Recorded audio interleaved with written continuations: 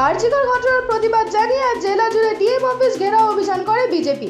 ঠিক সেই রকমই শহর জুড়ে মিছিল করে মালদহ জেলা শাসক দপ্তর ঘেরাও কর্মসূচি সম্পন্ন করে গেরুয়া শিবির। আর তা ঘিরে ব্যাপক বিক্ষোভ ও হাঙ্গামা চলে।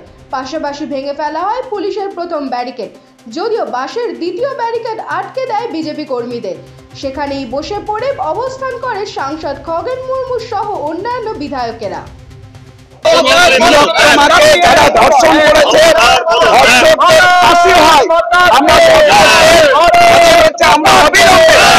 বিচারের দাবিতে এখানে ধর্ষিতা যেভাবে ধর্ষিতা হয়েছেন, খুন হয়েছেন, আমরা তার বিচার চাইছি।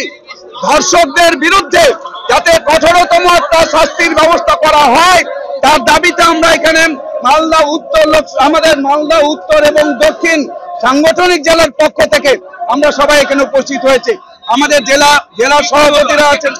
আমরা এখানে আজকে দেওয়া হয়েছে, এত মজবুত করে ওরা এখানে ব্যারিকেড তৈরি করেছে, বাঁশ দিয়ে ব্যারিকেড করেছে, তারপরে লোহা দিয়ে ব্যারিকেড করেছে, যাতে আমরা প্রবেশ করতে না পারি, জেলা শাসক পর্যন্ত আমরা যাতে যেতে না পারি, যাতে এই যে আমাদের তিলোত্তমা অভয়ার বিচারের দাবি আমরা করছি এটা যাতে আমরা ওখানে তুলে ধরতে না পারি, তার জন্য আমাদের রাস্তায় আটকে দেওয়া হয়েছে। এরা হচ্ছে ধর্ষকের পক্ষে, এরা হচ্ছে ধর্ষিতার পক্ষে নয়।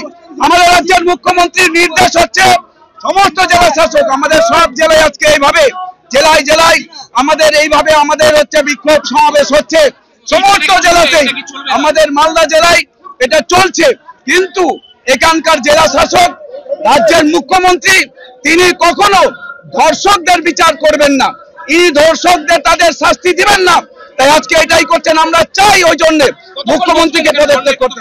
আমরা যতক্ষণ আমাদের এখানে নির্দেশ ছিল, আমাদের যে সিদ্ধান্ত ছিল যে আমরা 2 ঘন্টা ধরে আমরা মিছিল করব, অবস্থান করব, যতক্ষণ পর্যন্ত আমাদের 2 ঘন্টা না হচ্ছে আমরা এখানে থাকবো। দরকার হলে আমরা ভেতরে যাব, যদি আমাদের বাধা দেয় পুলিশ, আমরা দরকার হলে আমরা লড়াই করব।